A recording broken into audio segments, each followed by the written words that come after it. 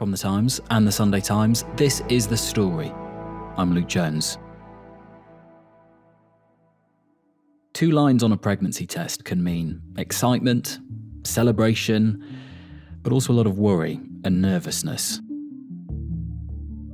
Birth is life's greatest challenge, but for some, it is too challenging, too risky.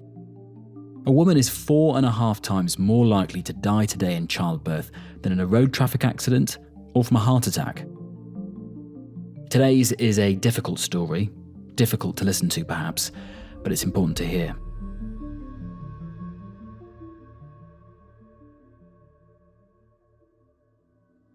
I'd gone from the happiest I've ever been, thinking I was going into hospital to bring my daughter home, to like the worst possible news, to the point where I sort of thought to myself, this has to be a nightmare, like this can't be real. More than half of all maternity units across England are deemed not safe. And a series of recent high-profile scandals have laid bare the failings of NHS leadership, a lack of staff training, a lack of staff, but also a lack of compassion, which have all contributed to the deaths of hundreds of mothers and babies. You can kill children in this country as long as you do it in an NHS institution, and you just go back to work the next day. 7 major reviews of NHS maternity care have come and gone in England, and yet mistakes keep being made. And it's costing the NHS eye-watering amounts. Recent analysis found that in the 4 years from 2019, the NHS in England paid £18 billion for maternity care and £27.4 billion on maternity negligence claims. What's this latest government going to do? I've heard dozens of stories, each unique, each told with heartbreaking clarity, and each with a common theme, that what should have been a moment of joy became a terrifying ordeal. Last June, the Health Secretary Wes Streeting announced another review. This one will at least be rapid, they said. Chaired by Baroness Amos, it will look at maternity and neonatal care across 12 hospital trusts in England, ones which have already been accused of failing to listen to women, lacking staff and having a toxic cover-up culture. But will it find anything we don't already know?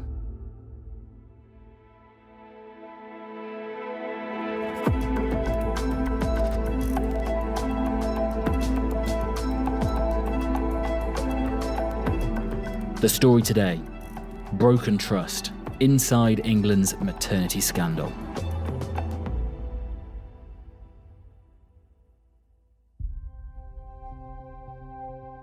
Hello, I am Poppy Koronka. I am health correspondent at The Times. I've been reporting on the various scandals and investigations in maternity care since I started the beat in 2024. And yeah, I've been covering the most recent stuff that's been going on, speaking to families and midwives and lawyers and all that kind of stuff. And this has been a long-running concern. We've got a latest review inquiry, which is coming back very soon. Just explain what that is and why that got off the ground. Yeah, so Wes Streeting announced this in 2025, in June, over the summer.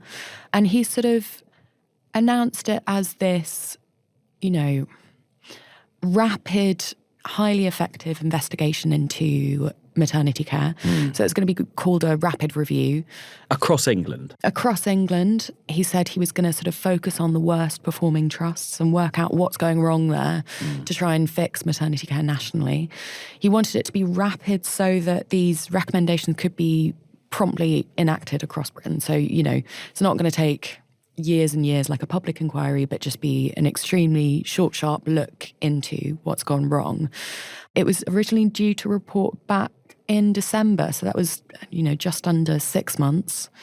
Now they're saying that we'll have an interim report and then we will have the full recommendations by the end of spring, whenever that may come. And this review is not the first. We've had plenty before. Many people think of the Okendon review, which happened after issues came to light at Shrewsbury and Telford hospitals. Yes, so the Okendon review was, I guess, one of the first very, very big ones.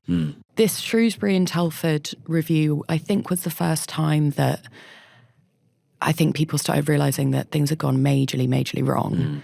I think it was the first time that failings seemed to be systemic, perhaps, rather than isolated. And it all began because of Rhiannon Davis in 2009. So she gave birth at a midwife unit in Shrewsbury and Telford. It was her first child with her husband, Richard, and the pregnancy had gone pretty normally.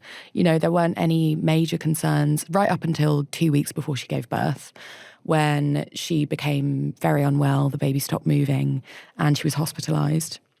But at that point, there was no changes to her birth plan. There wasn't a risk assessment or any adjustments to her care at that point.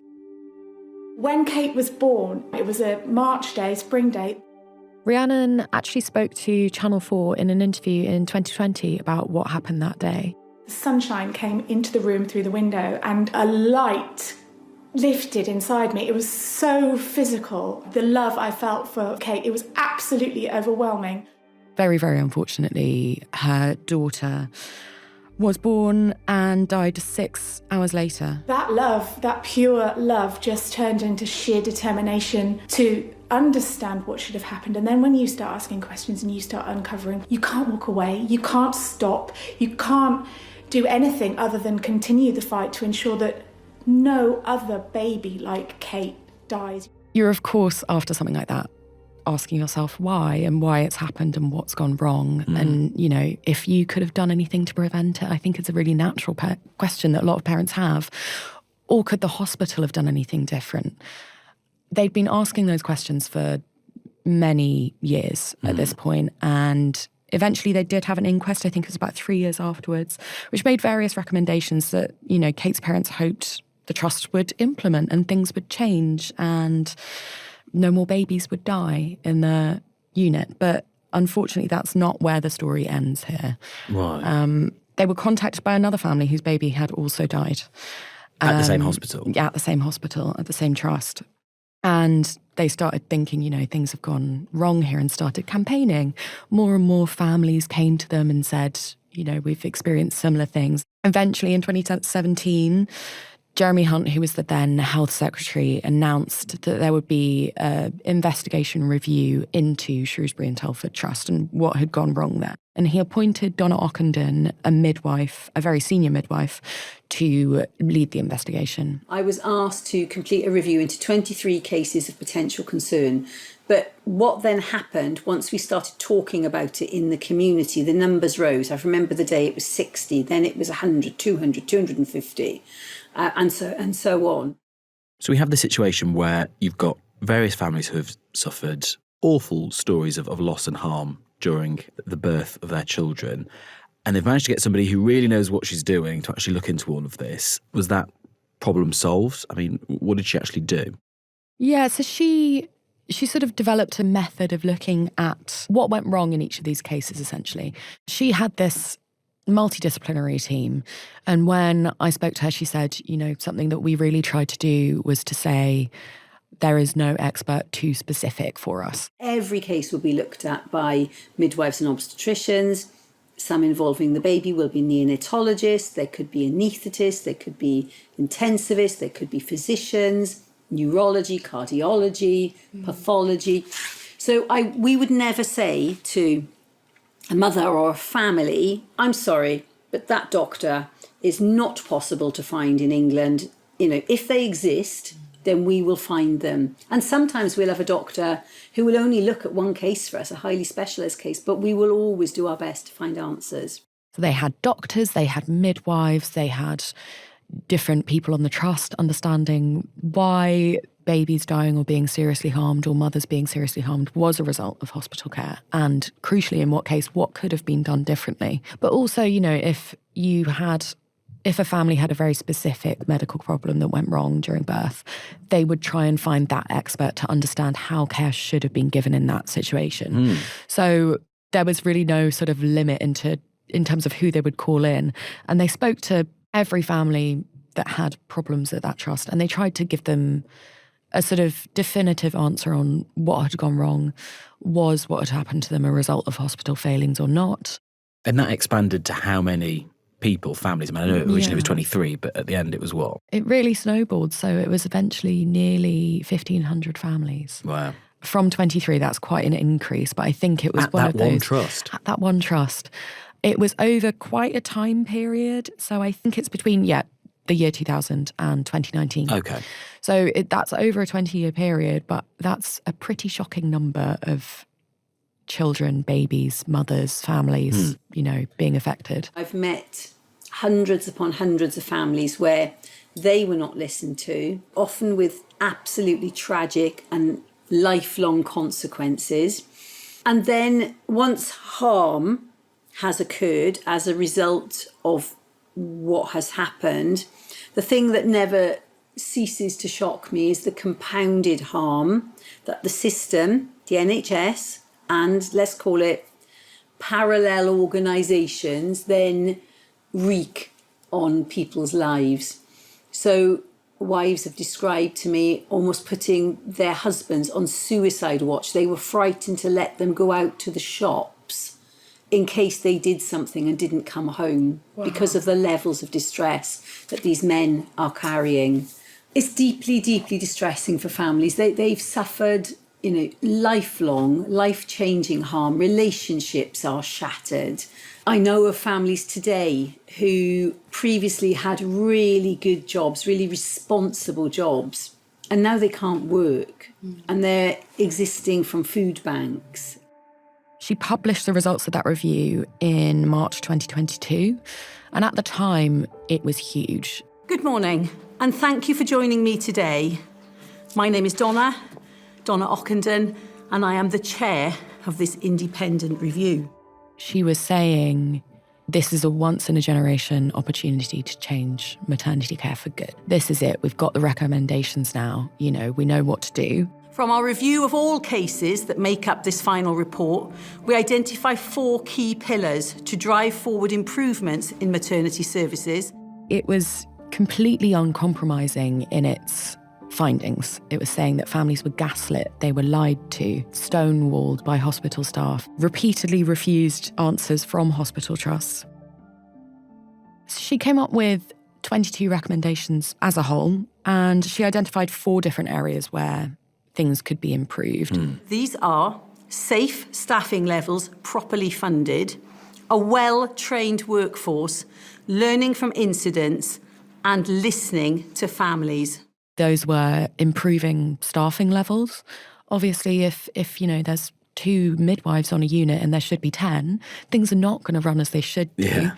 That maternity care is properly funded, cared for. It needs to be a well-looked-after workforce and well-trained. So really making sure that everyone knows what they're doing. And, when an emergency happens, there's no doubt about what should be happening. I think one of the major things was learning from incidents. So this culture of not admitting when they'd done wrong, preventing hospital trusts from learning from their mistakes and being able to say, we've done that wrong. And finally, listening to families and listening to women. So when women say, I'm in pain, something's wrong, turning around and saying, yeah, okay, what are we going to do about it? How are we going to change your care plan? That all sounds jolly reasonable and uncontroversial. What happened when she battered that over to central government and said, here, this is what you need to do? Yeah, well, it was very uncontroversial recommendations. Government, I think, accepted all of the recommendations and they said, yeah, we're going to change this. We're on board. We completely agree. Things need to be fixed. Then it was Sajid Javid and he fully endorsed it in Parliament. He said, yeah, let's go. Those recommendations were given in 2022 and I think we're on our 6th health secretary since then. And of course, when things change hands, some things are just not prioritised. Some things fall down the list. And even though there's a lot you could learn nationally, I guess, from the problems at one NHS trust, Shrewsbury and Telford, of course, it was just looking there. Was there not a concern that it might be typical of other maternity units, or was it just accepted that maybe this is a bad apple in the system? Sort of simultaneously to this review getting underway and picking up steam, cases started emerging out of Nottingham. And I met a couple recently, Jack and Sarah Hawkins. They worked at the hospital trust in Nottingham where they were going to give birth. I'm Sarah Hawkins. I used to be a physio at Nottinghamshire University Hospitals up until 2016. I'm Jack Hawkins. I'm a medical doctor, and at the time was a consultant in acute medicine at Nottingham University Hospitals. They knew all of the people around, they knew how things worked, they were not strangers to healthcare. And their birth plan, I think, they sort of said to me, you know, we just wanted to do what they thought was safe. We didn't really have a specific, you know, I want to go in a birthing pool or anything like that. They were just, you know, keep me safe, keep my baby alive. We'll do what we have to do. And her pregnancy was, again, very, very normal. Not really any problems, you know, just completely low risk, ticking on. It was our first baby. I was full-term healthy pregnancy. The day after my due date, I started having contractions. And obviously at that point, you're 9 months pregnant, you're going to call your midwife and say, I'm going into labour. So she called and they said, oh, no, it doesn't really, you know, just wait. It doesn't really sound like it. You know, call back if anything changes. And so she called back as they kept going, and she called back. And again, she was having those contractions and was in labour for 6 days, which is not normal. You should not be in labour for 6 days, let alone at home, unsupervised. It should not work like that. Over those 6 days, I made 13 contacts with the hospital. I had 2 admissions, and every time I was repeatedly told that I wasn't in labour. I was lying on the sofa and I started to feel like a real fraud. And then I thought, I don't know how women do this because I can't manage this. Am I the only woman that can birth? And frankly, I felt like they were just misogynistic. There was such hatred towards me. Eventually, when they did get to hospital, they were seen by a doctor, they were checked over, and they were told that Harriet had died, their daughter. And so from there, Sarah had to give birth to her dead daughter, and that took 9 hours. And that process, she was left alone throughout most of that. So there was no hand-holding, there was no compassion. And I remember those 9 hours, like, I think I felt like I was dying too. And I think that's probably the only time in my life when I didn't really care. So a 6-day labour and 9 hours trying to deliver a dead baby. It's just absolutely horrific. I remember after I'd delivered her, just the most bizarre conversations. I remember the consultant who delivered her came in and looked at me and said, oh, look how small your feet are, you've really small shoes. And then I remember her saying to me, look, I know you've had a really bad day, but you've got to remember my team have had a really bad day too. And I honestly, I felt like I was having this outer body experience. I remember the bereavement midwife coming to see us and saying, sometimes these things happen. And I was like, they don't. She was perfectly healthy. On a death certificate, you do not write, sometimes these things happen. And that sounds awful. Does it also sound completely unique and unlike anything you've heard from any other mother who's had issues with maternity care? Unfortunately, no. I think, as we've just heard from the Shrewsbury and Telford recommendations, when we say that a lot of mothers and families are gaslit, that very much seems like the case in Jack and Sarah's case. In terms of, you know, not saying we've done something wrong here, it seems very, very typical to me of what can go wrong in maternity care. And what did they set about trying to do to actually find out why this happened, why they received that kind of care? Jack and Sarah, I think, are quite an extraordinary couple in that they set out to try and get some answers about what had happened. And that process took them nearly a decade. At first, they just sort of started going to the hospital and saying, what happened here? Can you produce a report? Can we have a meeting? And the hospital sort of, we don't really think we've done anything wrong. This stuff happens, you know, stillborns happen. Could they not have had an inquest? When a baby is stillborn, legally they are not a person. So you can't have an inquest for someone who never achieved personhood, shall we say. So if Harriet had been born alive and had died 2 hours later, she would have gotten an inquest and they would have gotten answers through coroner's courts. So the law is Harriet is not a person. She doesn't exist in the eyes of the law. And there are some reasons around that, but not insurmountable for this great country that we live in, which surely can work out a way to differentiate between the avoidable death in utero in a negligent maternity care unit versus, I don't know, a necessary medical abortion. Mm-hmm. I think what the law is worried about is that people who need or want to end their pregnancy don't end up subject to criminal law. Mm-hmm. But this is different. So Harriet never got an inquest, was never eligible, along with thousands of others in this country.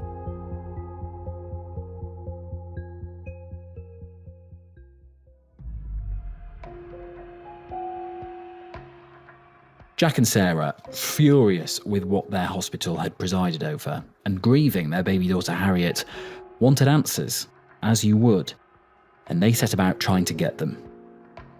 They started meeting with their MP. They started, sending FOI requests, subject access requests, that kind of thing. They began to hear from other families as well. So they sort of started realising that it wasn't just them. And I think one of the things which is a hallmark of many of these cases is that they went to lawyers. If the hospital is not giving you information, if you can't get an inquest or an inquiry, the legal profession is pretty much your only option to get an understanding of what happened to you or to get any accountability. It was brutal. I was... Continuing living was quite difficult, let's put it that way. And one of the things that helped me continue to live was the recognition that they would actually probably consider it a success if they didn't have to deal with us anymore. They went to lawyers and the lawyers said, yep, we think you've got a case. The final report, the final independent report showed 13 significant failings in my care. So it wasn't one or two. They were awarded £2.8 million in compensation. That's partly because it had a lot of impact on them subsequently. So usually for stillborns, you can't get that much compensation for them. It's usually sort of funeral costs that you can get and psychological damages, which actually don't usually amount to that much in terms of NHS compensation. Jack and Sarah were able to get a much larger amount, I believe, because they were unable to go back to work after what happened. They couldn't go back to the hospital where this all occurred. So this is lost earnings and psychological damages, which is why they managed to get a higher amount. So what do they do next then? Because, of course, that amount of money given to them won't solve any future problems for future pregnant couples going into this maternity unit. So where did they take the fight next? So by that point, they'd sort of met a sort of core group of families. I think I remember Jack saying to me at first that it was about 4 families, had realised, things had gone wrong and that their cases were really similar. I was saying to them, I think it's quite a unique situation where you hope that you never meet anyone that can empathise with that kind of pain, And yet, month after month, more and more families came to them. They had about 100 families in the end. And then they went to Sajid Javid and they had sort of meetings with the government. They were lobbying with local MPs and said that they wanted a inquiry like Shrewsbury and Telford had and that they wanted Donna Okendon to lead it. I think it was about a week after I published the Shrewsbury report. So I'm thinking early April 2022, 100 families from Nottingham, led by Jack and Sarah Hawkins and a few families that they'd become close to, wrote and said, we need you in Nottingham. We were in London doing something and we were at St Pancras station. I got a phone call from Sajid Javid and I burst into tears because he said, you're getting Donna Okendon. And I was appointed May 2022 and then I spent the summer of 22 running at pace to try and set up a safe and well-led and multi-professional review of Nottingham, which I believe that we are delivering. So this is Okendon Part 2. What did she do with regards to this hospital and what did she find? Her process was very much the same as the first time around, except, of course, now she's sort of refined it and, she's not going in thinking it's going to be 23 families. She knows the scale of it here. And what did it grow to, the scale? It's, I believe, somewhere in the ballpark of 2,400 families. Wow. So it is the biggest review currently. That's not concluded yet. It's due to conclude in spring of this year. She had interim findings that she announced, and she's reported a lot of similar threads to Shrewsbury and Telford, of families not being listened to, being gaslit, hospital trusts not learning from their mistakes.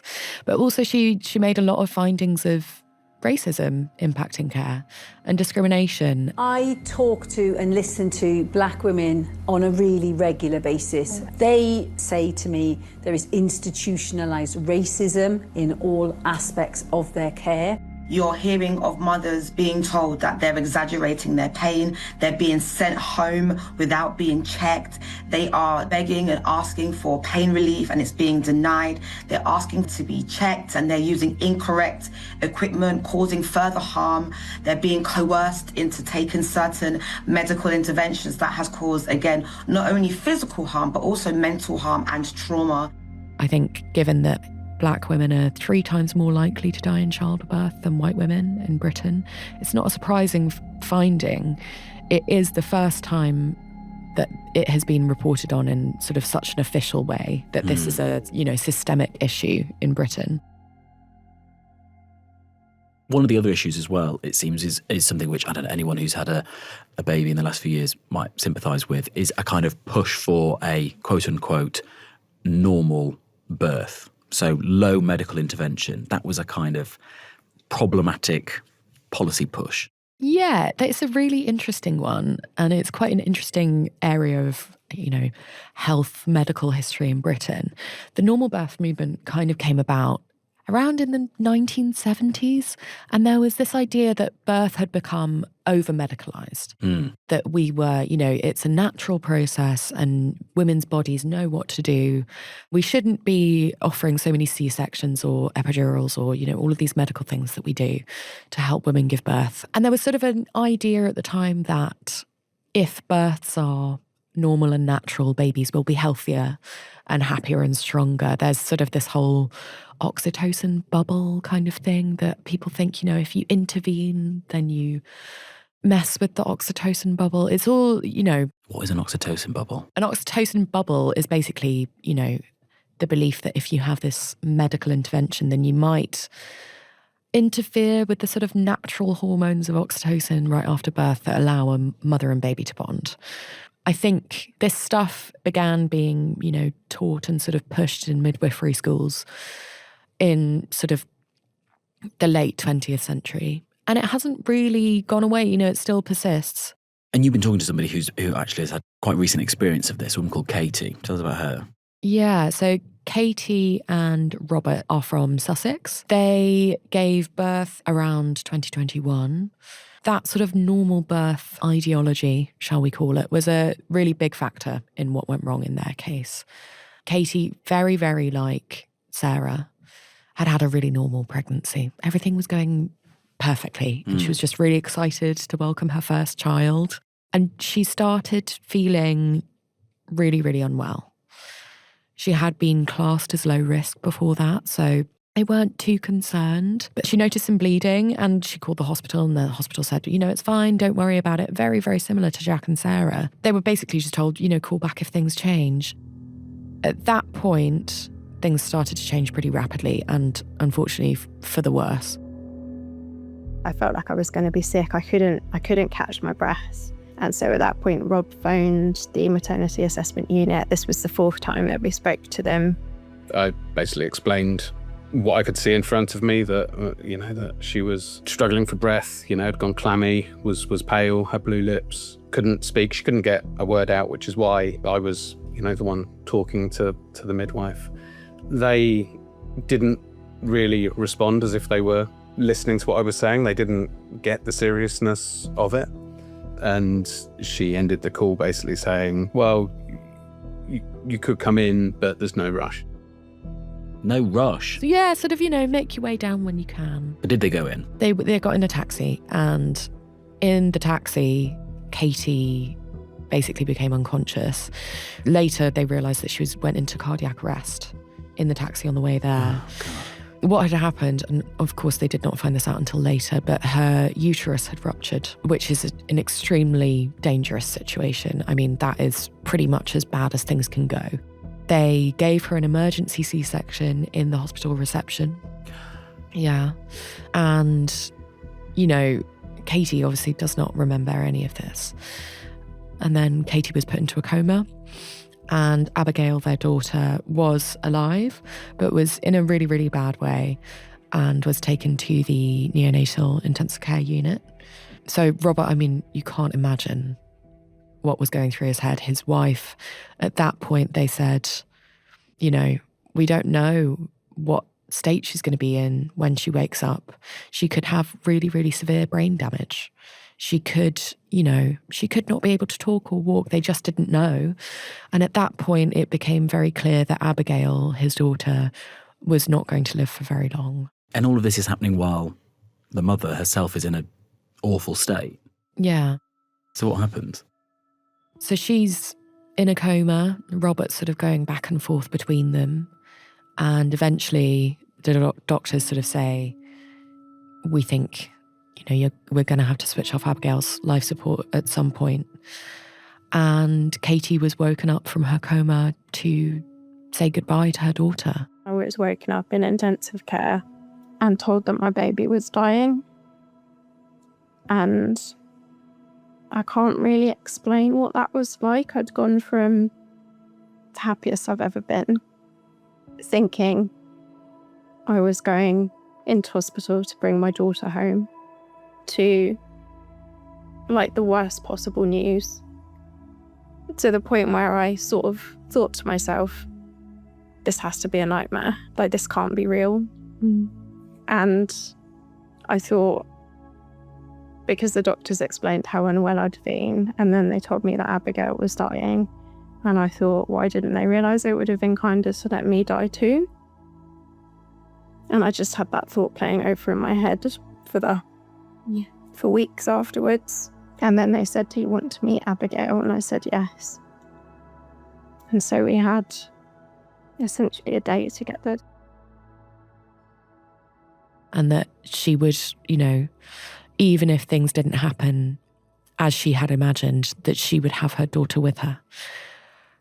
To wake up from thinking that that was what was happening, to then being told, your daughter's about to die, you need to say goodbye now. It's just, yeah, you can't imagine. And like the two other couples we've heard about, this couple, you know, especially once the mother was feeling strong again, will have wanted answers about how on earth this happened. I mean, what did they do about getting that? Yeah, I mean, it's a very similar story to what we've heard about before. They went to hospital executives, they went to complaints teams. They basically said, what went wrong here? Please give us answers. And I think, like any family that goes through this, you are thinking, could we have done something differently? I think it's the question that haunts you. And in a lot of cases, there's not anything else that you could have done. But unless you hear that from a hospital, you do sort of start blaming yourself where you don't need to. So they went through pretty much exactly the same thing. They said, please, can we have answers? I think the crucial difference in this case is that they were able to have an inquest because Abigail was born alive. Of course. Yes, so they had an inquest. The medical staff were all questioned and it became very clear that Katie should have been asked to come in earlier, far, far earlier. And the decision was made that she shouldn't come in because nurses and midwives were worried about interfering. They thought, let things happen naturally, you know, we shouldn't be over-medicalising it. It was that kind of normal birth ideology that impacted their case. If you have a midwife focusing on a woman having a normal birthing experience at the expense of everything else, it isn't safe. It wasn't safe in our case. We were told at inquest one of the reasons we hadn't been invited in was because the midwife didn't want to break the oxytocin bubble, which is essentially its normal birth kind of rhetoric. This idea that you're better off at home, the happy hormones will be flowing and you'll have an easier birth because of it. But what happened to us was that our daughter died, and the only thing that could have stopped that is us being in hospital. One of the most profound impacts of the inquest was that they were able to get Abigail's death certificate changed. So a very sort of common way that babies die after birth or become quite disabled is if the birth is prolonged or that things go wrong, their brain can be starved of oxygen. And that was what was written on Abigail's death certificate. We had Abigail's death certificate and it said uterine rupture had caused multi-organ failure, and that's what she died from. But there was nothing about what had caused that. But having the inquest, there was a narrative conclusion that found failings in care that were causative of Abigail's death, and that is now on her death certificate. And that's really important to me, that her death is properly recorded. It's a legal document. It says that she was failed. Notwithstanding the millions of previous recommendations we've had about this problem, obviously more are coming down the slipway. We've got the full report of Don Okendon's second review on Into Nottingham coming. We've got the Baroness Amos one that West Streeting instigated that's going to report very soon. How do the families feel about more light being shone on this issue and whether that will lead to actually any change? The most recent review, the rapid review led by Baroness Valerie Amos, it would be fair to say that it's been controversial among the families. I think a lot of them are pushing for a public inquiry.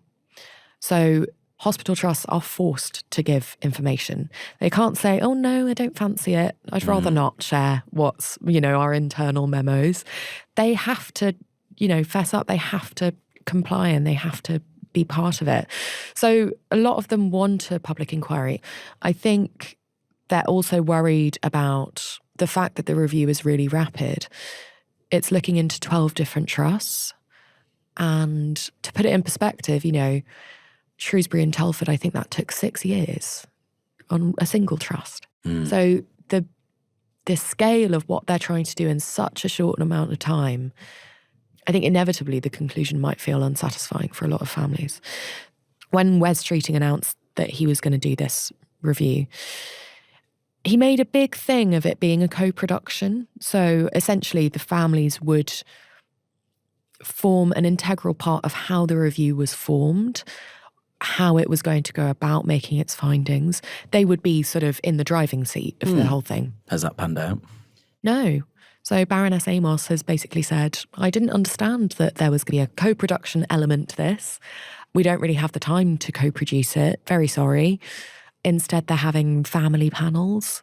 So this was a group of families, including Jack and Sarah Hawkins, basically saying that they had 8 minutes to sort of tell Baroness Amos what had happened, or her team, which I think for a lot of them felt wholly inadequate. I think for some families, this will not be their only route to answers. I think it's meant to give answers for the system as a whole and not just individual families. But yeah, I think quite a few people will find it underwhelming, let's say.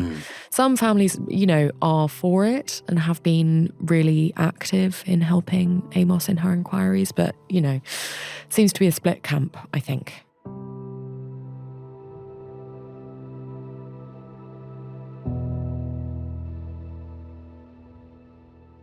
Poppy, we've been talking about 3 NHS trusts today. Just before you go, you've been in touch with them. What have they had to say about all of this?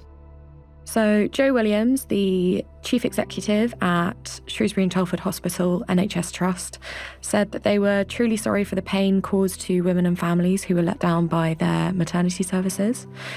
They added that they were committed to delivering outstanding, compassionate and trusted care for everyone. They said that they continue to make progress and improvement and that they commit to it every day. They said that they would keep learning and acting upon feedback from families and are grateful for their engagement with the Trust. For the Nottingham case, Jack and Sarah, Anthony May, the chief executive at Nottingham University Hospitals Trust, said that Jack and Sarah put their trust in the hospital to care for them during the birth of their daughter, baby Harriet. The care provided was not good enough, and in short, they were failed by the Trust, and that he is truly sorry. He said that they remain committed to the independent maternity review being led by Donna Okendon, which is due to be published this year. He said that their work to improve maternity care at the Trust would continue so that they can give women and families in Nottingham the maternity service that they deserve.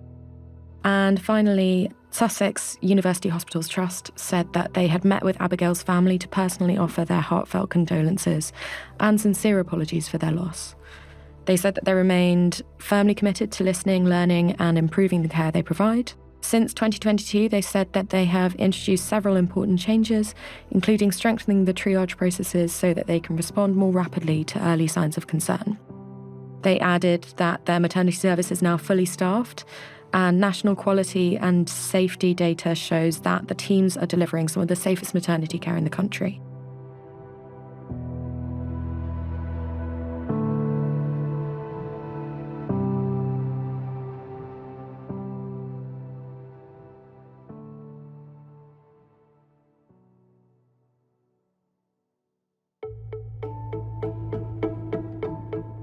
That was Poppy Koronka, health correspondent at The Times. You can read her reports on Britain's maternity scandal over at thetimes.com or the Times app if you've got a subscription. We will cover the review when it comes out and, of course, follow this story as it progresses. If you have been affected by this, there are some links in the description to this episode of organisations that might be able to help.